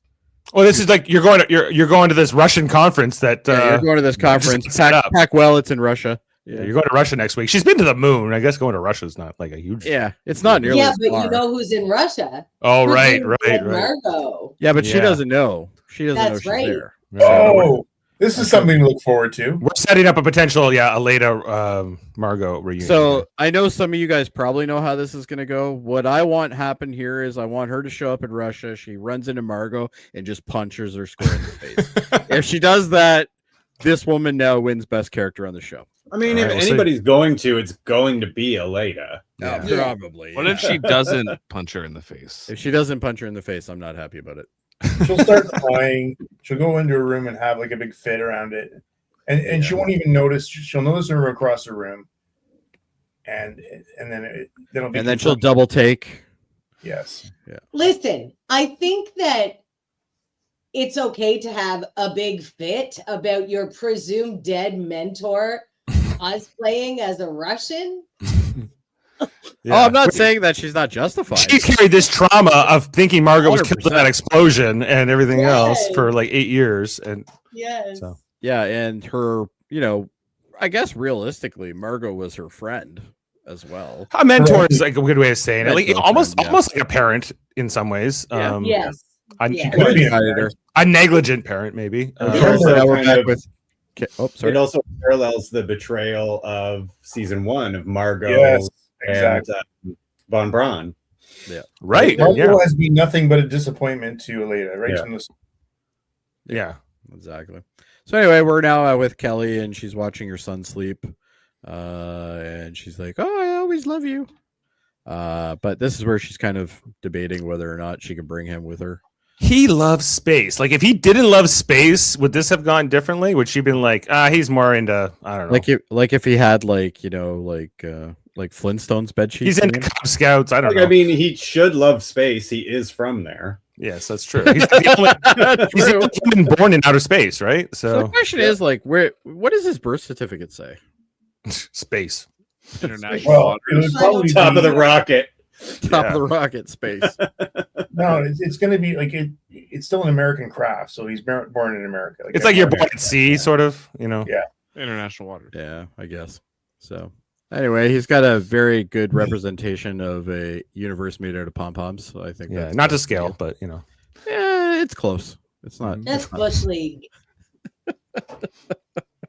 Except Mars is bigger than Earth, so I don't know what's going on there. But anyway, and she looks around and she's like, "Oh wait, he's into space. This might be a good idea." So, oh look, and there's another one. Like, does he? Is this all he does? Is just make solar system pictures? This is what he's into. This is it, eh? All right, fair enough. And of course, he's got the model rockets there and all that. And he's got moon phases. His grandfather's ship, like from season 2, right? What was that? I'm glad that they put one of these. Yeah. Oh yeah, it would be. Yeah. But I'm glad that they got this that one of those jelly light things, because like back in like the early 2000s they were pretty big, and they also burned down a lot of houses. So that's always handy. All right. So anyway, we go and we see her, pulling up all of her old MP4s. And of course, one of them is Karen, telling her how awesome she is and she can do anything. She'll be a great mom, and I already bought like the crib. And when you come home, about all this, which is sad. It was really sad. I thought it was sad. Absolutely, it was. Yeah. I still don't care about Karen, but it was sad. Kelly cared about her. That's the point of the scene. Yeah, supposedly. Yeah. I don't understand how she got to the end of that and was like, you know what, I'm bringing him with me instead of like maybe I shouldn't go. That's the part that I don't get. I don't know how you guys felt, but that's how I felt. You know what I was actually more focused on in this entire scene was how much of a psychopath she is with her desktop, because she has like data, she's got charts, records 0 to 4 and records 5 to 9. Okay, and then she has a documents folder, and then on the other side she has saved files. I know. She is a bloody psychopath. Absolute Jody, psychopath. 100%. Yeah. I'm surprised she even has them in folders and she just doesn't have random PDFs scattered all across the desktop. Well, if she did, then it would be more believable, because the amount of people's desktop I see in a day, it's very common. Yeah. And 8 copies of the same shortcut and all that. But what shirts were they wearing? What's that? Uniforms matter. I'm not even the one bringing it up, so I know. Anyway, this was a great screen cap. This was she kisses the. Anyway, and then we get epic cry face. That was your best performance, I thought, on the show. Was that? You know what? I agree. I agree with you. I agree with you. Yeah, and she can't react with the actor in real time, right? So she has to react to this video. So she's just reacting to a video. Yeah. So and we see the tension still brewing here between these two. This is Detective Danielle. Yeah, she's now watching him to see if she can see this tremor thing going on. And then she, of course, gets a video from her husband. I think it's her husband, right? Yeah. I can't remember what he says. I think he's saying that like their son, like her stepson, is getting married and she can't be there and all that. So. Yeah, that's right. Yeah, which obviously is depressing her as well. He's actually been in a lot of stuff, that actor, but I can't remember his name. But anyway, yeah, Danny's still happy to see him. Still gets a bit of a smile, but then she goes back to normal grumpy face Danny. And she goes to reply here, and then she starts this happy message, but she can't bring herself to finish it. Yeah. I also want to point out the fact that this interface is absolutely horrid as well. Who puts a reply and a delete button like that close together? That's a UI. Yeah. That's a nightmare. They're gonna just accidentally delete a whole bunch of these communications for no reason. Put archive in the middle. Don't put delete. Yeah, you put archive in there. Worst case, you send it to your archive. And if you're meaning to delete something and it goes in your archive, it doesn't matter because you're never going to look at it again anyway. So it doesn't matter. So anyway, and then she's got the video that she's starting to make. And she tries to be happy about it, but she's like, yeah, no, I can't do this. Maybe I can. No, I can't. Maybe I can. No, I can't. All right. Anyway, so we do that. And she's just looking out the window. But she's really not looking at the window. Which triggers, this is the next flashback, right? This is the next flashback. Where we see the buried Hab, and they're all out of food here at Happy Valley. Yeah, and this is like they all look grim. Like they look really well done here. Yeah, they're all walking around weak, and they're all like even the doctor's looking shitty. Like some of them are on IVs. We see they're now on IVs and stuff, and she's still having this. And this is now a representation of the last time he's getting any food, and it doesn't look like he's getting a lot. One last meal. I think she's thrown in a blanket, maybe, but that's about it. And Ed's like, oh, blah blah blah blah blah. And he's like, well, can I come? No, he offers to come because she's like, I'm gonna have to tell him this is lots of food. I think it's like at this point you gotta you're not gonna leave him out there just to have no food. Like it's even worse. I think they would have. I think they would have. I think that was the whole plan. I think this was the final goodbye, and you're gonna die now. I don't think they wanted him to die. Like it's just no, I don't think they did, but I think that there was no real choice here, right? There's always that a choice. Suit is so terrible. But anyway, Ed's or Danielle's? Ed's. Oh. Danielle's is stupid because of that stupid ring thing that they keep putting on there that clearly isn't locking anything. But anyway, so this thing's like super buried, eh? You'd think they would have unburied it by now, at least. But anyway, and they notice, they look over and they're like, oh, wait, Danny's outside. And she's like, oh, I guess I'll go talk to him. Yep. They try to get him on the... Nope, he dead. No more problems. Psychopath's gone. Don't worry about it. It kind of reminded me when they found Gordo and Tracy dead in like the hatch there, almost the parallels of yeah, and I think this is actually more menacing if it's menacing for anybody, it's probably Ed. Because like this is a kid he's known all of his life. All of Danny's life. Anyway. He was his best friend's son. He was like the cute. So he's now lost his wife's lover. His wife. That doesn't know about his lover. It would have been diabolical though if Danny had gone out there and sat down and left a note taped to his chest and said, "I fucked Karen." Yeah, that'd have been amazing. Ed would have had the same expression. Danny's like, shit, I forgot my notepad. But yeah, but this is this was such a sad scene, for me. Like, and I've had some time, I guess, to get over the Danny shenanigans. Maybe that's why they do this here, but but I don't know. I think this is misplaced. I think this should have been I think it was who was it? I think it was Adam that said it. This should have been earlier. Like this shouldn't have been. They got to this point. Yeah. Like we're halfway through the season minimum, and at this point they only just tell us what's going on with him. So it's like, doesn't make much sense. But anyway, so we go and we see Dev, and he's staring out his office, being rich, and upset, and we don't actually see his face, which I think is really the whole scene. Yeah, he never. This whole scene is a really cool way of doing it. Like we do see his face, but you don't see it originally, so you don't know what he's doing. He's just doing his normal, coy. I'm not going to look at you. I'm just going to talk things. And she's like, do you have a minute? Can I talk to you? And he's like, yeah, okay. And she's like, yeah, no, the other way I'm going to go is if I can bring my son. And, I know that's not really a great thing to do, but can we do it? Blah, blah, blah. And he's like, yeah, no, he's welcome. He can come. He's like, I get it. Yeah. He doesn't even turn his face. And we now know why he doesn't. And the reason is because dude is crushed. Yeah. He's finally showing some sort of emotion that isn't corporate takeover or, being rich and money. Why is he crushed? Why is he crushed? I think because this thing with his mom and like he I don't know. He doesn't know what he wants. And give a shit. I don't think this is the thing about rich people too, is that like they've statistically proven that they're not happier because they're rich, And I think like money doesn't make you happy. He has all this accomplishments. He has all this wealth. He got back at those people who got him out, and he's still not fulfilled. He's still not. Yeah, he's still chasing yearning for something. Yeah, he doesn't seem to know what it is, other than ambition and greatness. And I thought by the time we got to this point, I thought, well, maybe Kelly's gonna actually see this in him, but he doesn't turn around, so she doesn't actually know what's going on. And she's just like, oh, okay, that's great. I guess I'll go pack. And he's like, yeah, okay, good. Bye. But anyway, the way that I read that scene is that he's obviously upset because of everything that happened with his mother. And then Kelly comes in and says, I'm not going to Mars without my son.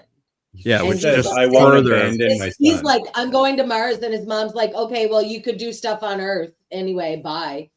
Yeah. Right, and he feels like his mother abandoned him, even though she really didn't. But like that's how he feels about it. And we also don't know what his dad was telling him the whole time either, right? So he also blames his mother for making his father depressed. Yes, right. Yeah, that's making him work as a taxi driver or whatever. That's a big one. Yeah, that's big. So anyway, we're back at Happy Valley. Dave, real easy, or maybe it was Kevin. Real easy to blame mommy. Yeah. Mm-hmm. Oh, it's always easy to blame mommy, right? Yeah. Which is what Elena told Kelly earlier. You're gonna blame your parent. You're gonna have this issue with your parents, no matter what. Yeah, exactly. So we see we see Grifter guy. He's counting his cash, and Miles shows up with the take. He just drops it down in front of him.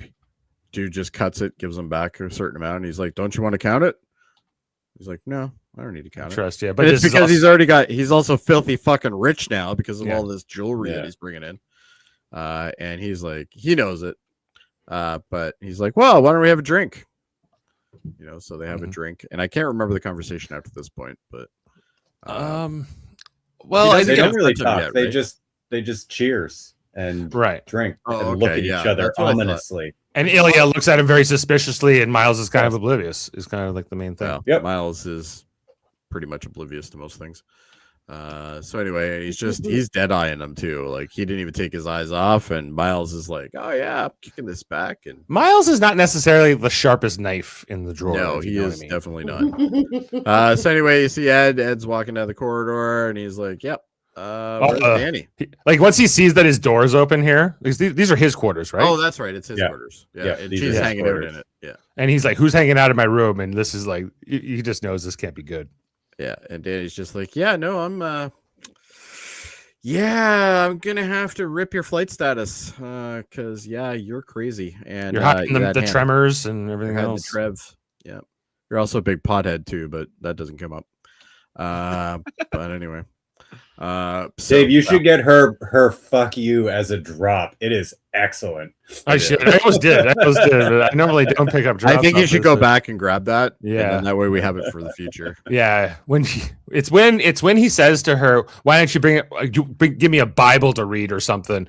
And because he's like, "What are you gonna do? Exile me in a pod, Korean pod or whatever?" And then she just like for a second she's like, "What the fuck?" And then she like loses it, and then she's like, "I wouldn't even had to do this if it wasn't for you, you jackass." Basically, but she's obviously covering for you, making up for all your shit for 30 years. Yeah, taking your shit for 30 years and I'm done, basically, which I think she has every right to.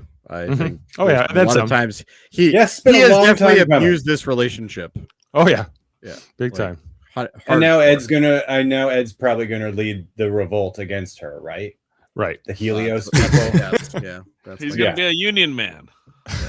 Oh, Jesus. It's going to be quite the turn. This is when Ed decided he was going to try out to be Wolverine. And Janie's like, "You ain't no Wolverine, jackass."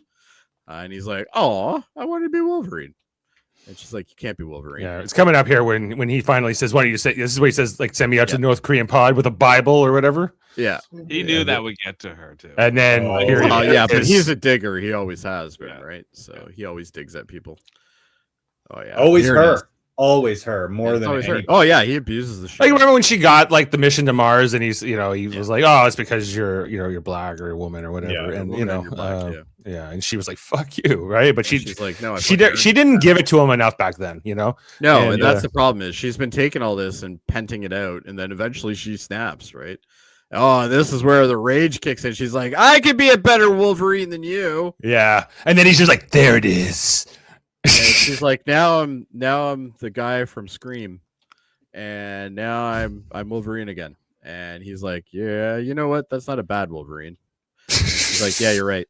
And he's like, "But look at my face." Yeah, but anyway, no, that's not obviously what. So she relieves him not just of flight status, but of everything. Of everything. He's now no longer.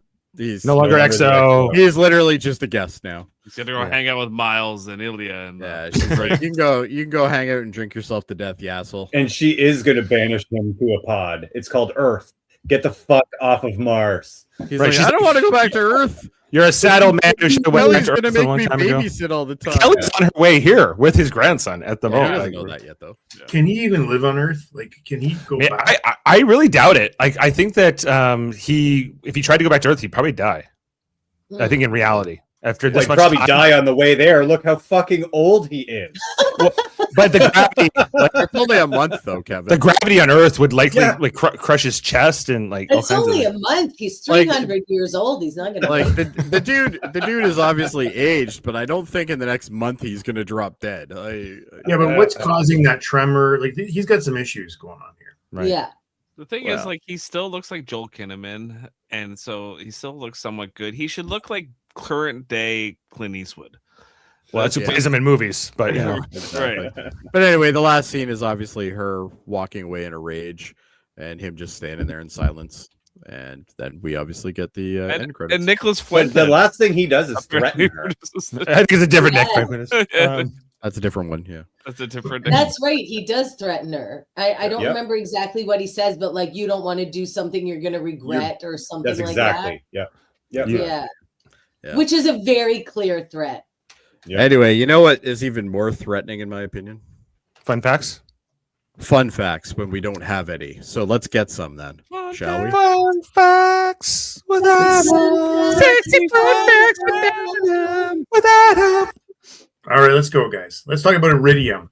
This is gonna be real sexy. Show me sexy, Adam. Okay, so iridium, Jody. Yes, I'm aware of it. Let me talk about iridium. It's used in the tell me about it. Preach iridium. Okay, let me talk. I'm trying. Are you? Oh, jeez. You shut your mouth then. That's how you let me talk. Okay. All right. Holy. Okay. I'm ready now. This is what we get when we get him to run the podcast for an hour. He's drunk on his own power here. So. All right, let him go. I'm ready now. Okay, good. So iridium is used in the aerospace sector today. Its durability, resistance to corrosion, fulfills the requirements for turbine engine components and satellite propulsion. In electrics and telecommunication, it offers low electrical resistance that ensures stable signal conduction, and it's also used in chemical reactions because it really controls the reaction. So let's talk about the five most common uses today. Spark plugs. It's got a high melting point. Well, is it going to make a huge difference in space travel? That's what I'm trying to understand with it. I think actually, Dave, it's going to be the how much is coming. Mm-hmm. Like if you had more of it, like I guess I'm trying to understand what's possible with that. Well, I think that the cost of building a spaceship would come way down. Mm-hmm. Okay, right. Well, the spark plugs in those ships must be insane. Yeah, I don't think they run off spark plugs. Like they probably something has to ignite them. Something has to ignite the fume. I don't know, but anyway, they also build laboratory crucibles today with it.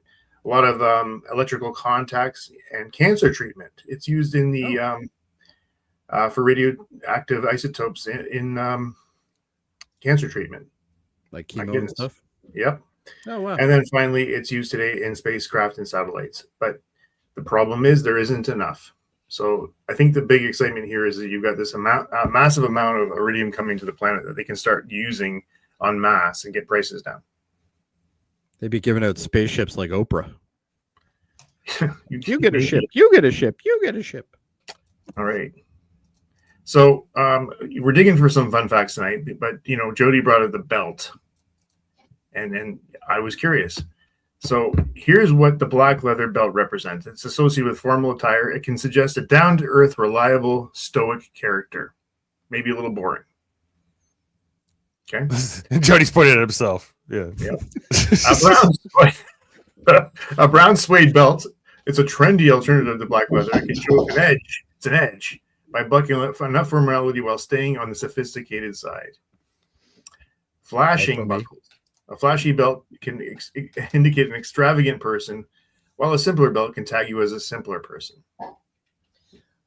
So this guy was wearing like a braided leather belt, which indicates a douchebag. Yes. Yeah, he bought it at like some like flea market for sure.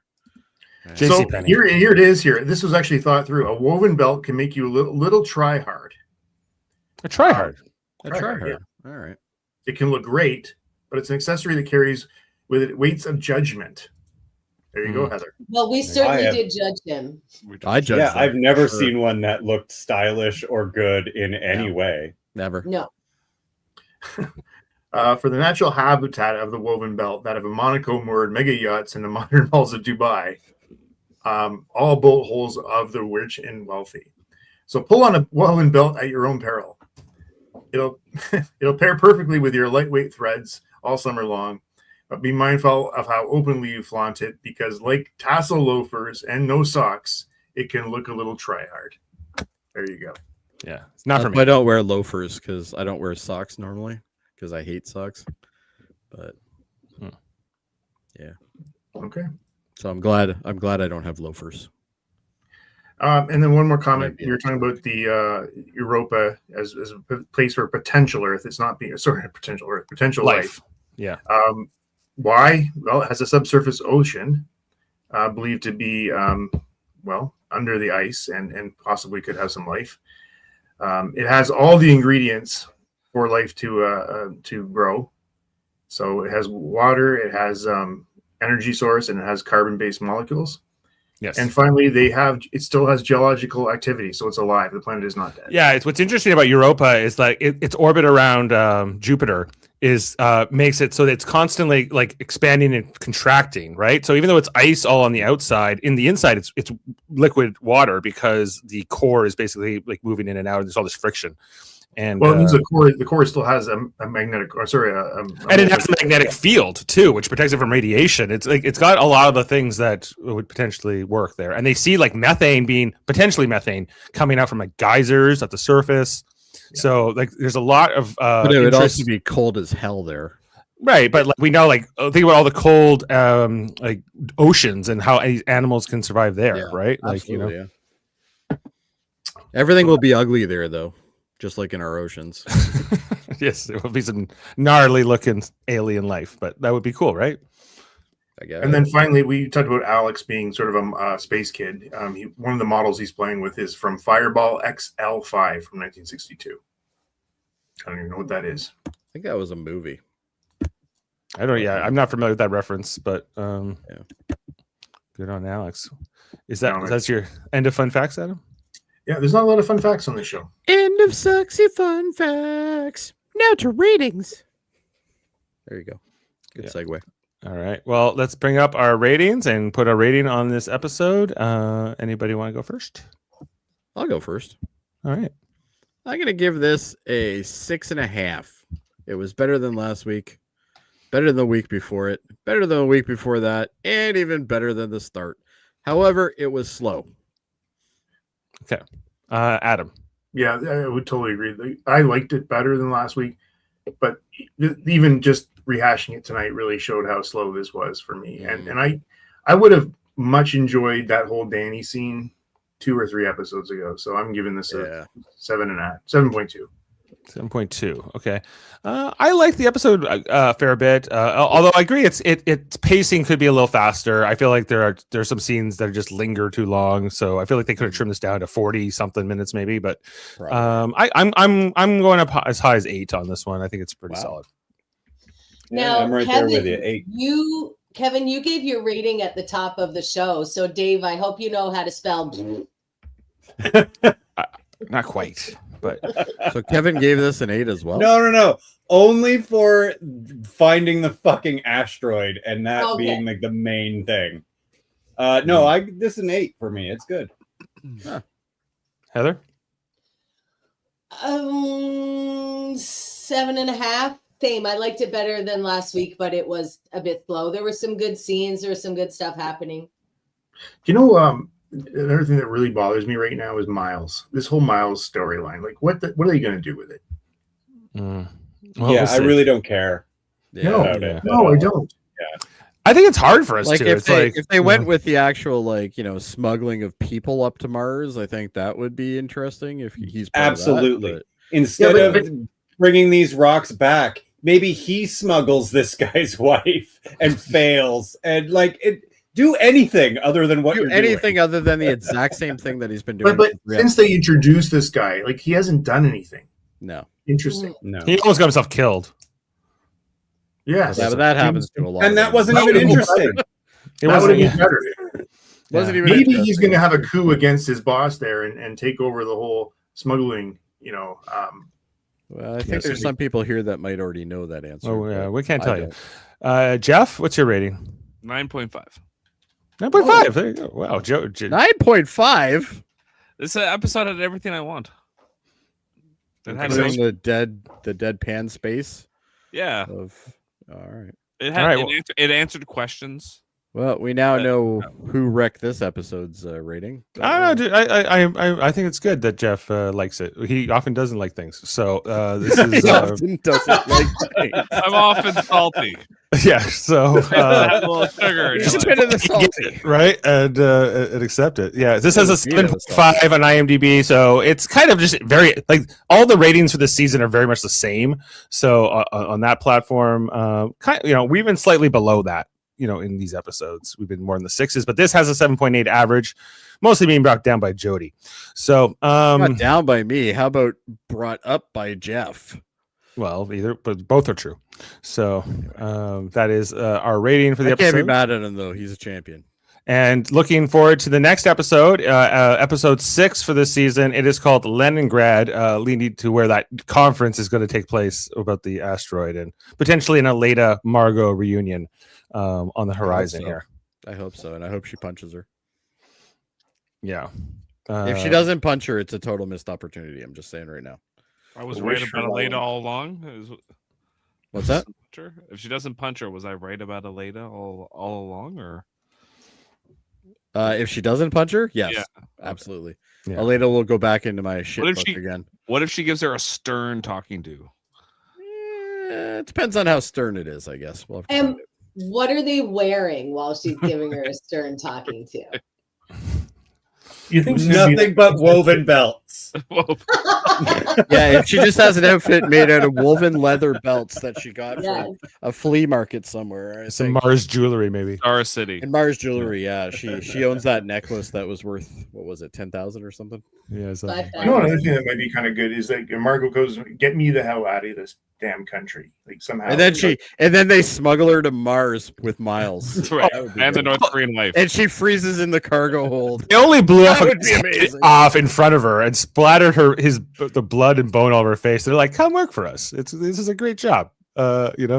So anyway, also on our Star Trek Next Generation reviews, sometimes Tuesdays, sometimes Thursdays. This week it's Tuesday. We'll be on tomorrow. It's season 3, episode 13, Deja Q, where Q gets his powers taken from him.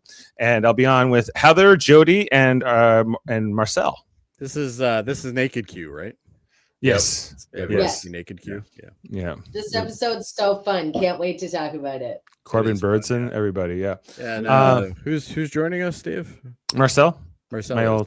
My old college friend. Oh yes. Okay. Yeah.